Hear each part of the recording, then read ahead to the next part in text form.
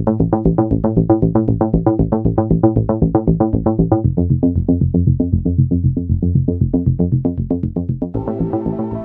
happy Thursday everyone. It's 21 News, Chief Meteorologist Eric Wilhelm here. It's a video we call Weather for Weather Geeks, but even if you're not a geek, hopefully you'll get some value out of this video and the other ones that we do every weekday evening, or most weekday evenings anyway. Sometimes we take Fridays off at this time of the year. It was a cool day today. In fact, it was our coolest day since early May. 11 degrees below the average this afternoon, with temperatures no higher than the 50s. I wanted to show you the sunset as of this recording at 7:06. The sun is going down. It's nice to see some sun after a pretty cloudy day today, and that's why temperature struggled. We had the clouds all day today. You know, this weekend between showers, we've had some intervals of sun that allowed the temperature to scoot up into the lower 60s for a little while. Still pretty cool compared to the average, but today with the clouds for most of the day, if not almost the entire day really, it was a struggle, but a nice sunset leading to a clearing sky this evening, and that's certainly one of the recipes for a cold night tonight. Boy, it's been like that. We switched from summer to fall about a week ago, and it's been cooler than average ever since. Today's high of 58, again our coolest since early May.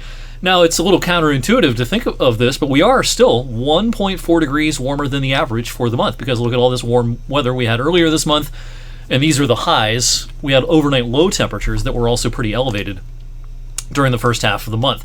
We'll be pretty close to, I think, about somewhere between a half degree and 1 degree above average for the month when it comes to an end tomorrow. We haven't factored in today's numbers just yet into that 1.4 degree temperature departure.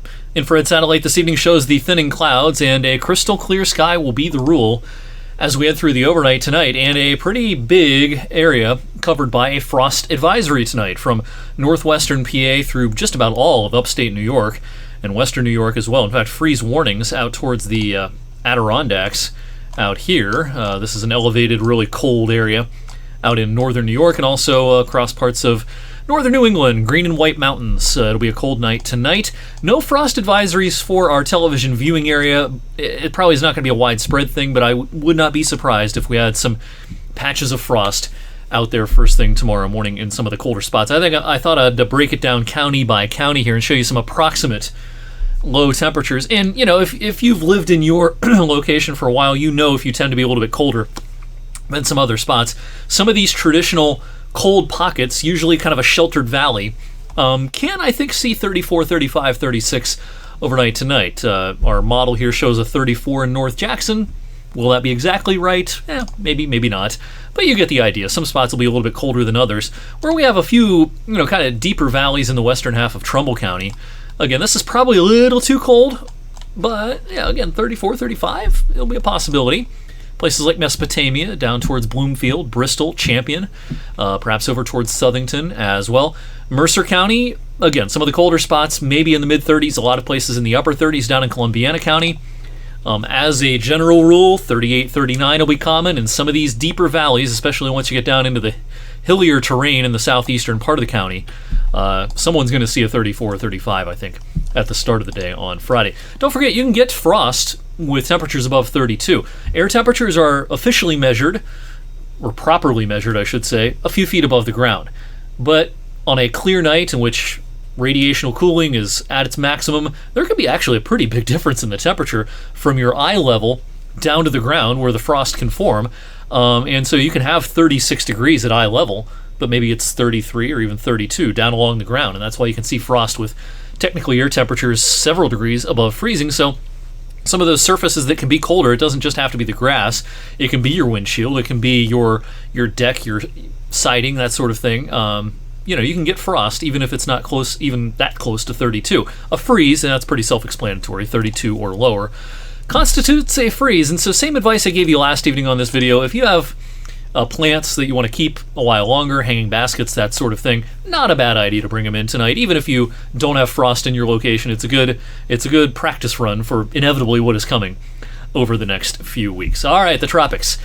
Ian, unfortunately, just devastated, as expected, a lot of western and central Florida, with not only wind, which pretty much wiped out some communities and some beaches in southwestern Florida, but it brought tremendous amounts of rain to a lot of the peninsula. It's now over open waters, and it's actually strengthening a little bit. Now, further strengthening should be pretty modest, but we're up to a Category 1 hurricane now with maximum sustained winds of 75 and gusts to 90, pressure at 986. It's about 240 miles south of Charleston, South Carolina as of the 5 p.m. advisory. We'll get a new advisory at about 8 p.m. Charleston will be kind of just about where this is expected to make landfall, I think, later tonight into tomorrow morning and midday. So there'll be a modest storm surge probably coming into Charleston Harbor, up towards Myrtle Beach, Wilmington area, and even as far north as the Outer Banks of North Carolina. Seas will be a little bit rough and choppy with a minor storm surge possible in some bays and inlets. This will be a pretty big rainmaker, though, for a lot of the Carolinas, even up into parts of Virginia, West Virginia as well. Several inches worth of rain and flood watches are out as a result. Now, we'll be on the northern fringes of this, but as you probably know by now, our forecast has trended a little bit wetter for the start of the weekend. Pretty elevated risk of flash flooding tomorrow in places like Columbia, Charleston, Myrtle Beach, Charlotte, Raleigh, heading up towards southwestern Virginia, closer to the Radford area and places like that. But the flash flood risk on Saturday, highest in the mountainous terrain in West Virginia, eastern Kentucky, perhaps down in northeastern North Carolina, and even along the Jersey Shore and heading over towards the beaches of the Delmarva Peninsula. Some flooding could result there. I'm not concerned about flooding around here, but we do have elevated chances for rain in our forecast now for Saturday. Not for Friday, though. We'll be dry for football Friday evening, despite it being pretty cloudy. As early as Saturday morning, though, a couple of showers will try to push in. Now, with all the higher terrain out to our east, in central PA down into West Virginia, when you get a pretty strong easterly fetch, we can actually get some downsloping effect around here, where this persistent easterly wind will tend to eat up a little bit of this precipitation that's trying to push in. But nonetheless, could you get rained on Saturday? Yes. Will it rain all day? No, but there'll be some showers around, and perhaps some light rain will even stick around into parts of Saturday night. The most consistent rain may actually be for a time Saturday evening and overnight.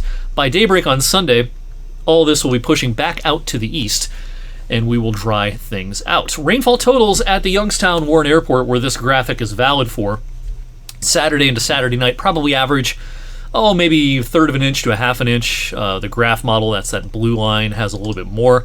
Kind of breaking this down again county by county, start in Mahoning County. Here's one model depiction showing about a quarter to a third of an inch. Pretty common around here. Amounts should get a little lower off to the north, so may not see much in the way of measurable rain once you're far enough to the north, up towards Mesopotamia and over towards the Kinsman area. But the farther south in Trumbull County you are, the higher the chances are that you'll see measurable precipitation. Same idea over in Mercer County. Once you're up towards Sandy Lake, north of Greenville, up towards Pymatuning, places like that, your amounts will be pretty modest, I think. But could you see a quarter to perhaps a third of an inch or so once you're down towards Interstate 80? Yeah, and down in Columbiana County. This will probably be the county that gets the most rain this weekend. So in a lot of areas around and south of Route 30 especially, might you see 3/4 of an inch of rain? Yeah, it's going to be a possibility. So keep that in mind if your outdoor plans are focused on Saturday this weekend. This will be the clammier half of the weekend with only 62 degrees, some showers around into Saturday night.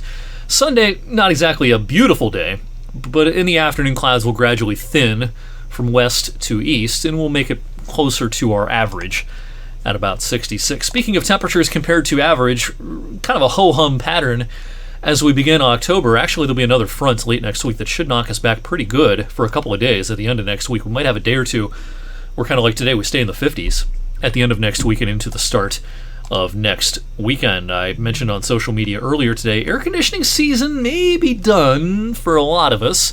Now, there are some who, prefer to be really chilly and may run that air a little bit, even on a 65-degree day. But for most of us who will either crack the windows on a nice day or keep the windows shut, I don't see any 80s coming our way anytime soon. Those 80s get hard to come by once we get into the middle portions of October. If we're going to see 80s in October, typically it's very early in the month. So for a lot of us, air conditioning season probably about over. If you have some window units, probably pretty safe at this point to take them out. And yeah, furnaces may be clicking on in more and more places by the end of the night tonight. Thanks for watching tonight's Weather for Weather Geeks. Have a great rest of your night, a great Friday, and a great weekend. I'll see you back here on Monday.